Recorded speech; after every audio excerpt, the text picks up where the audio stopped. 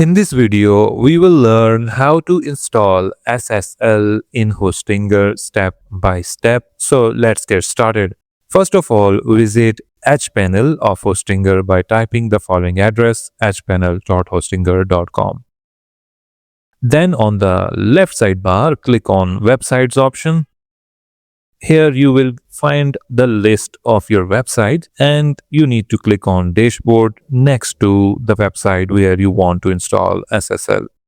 Now again on the left sidebar, you need to find the security option and click on it.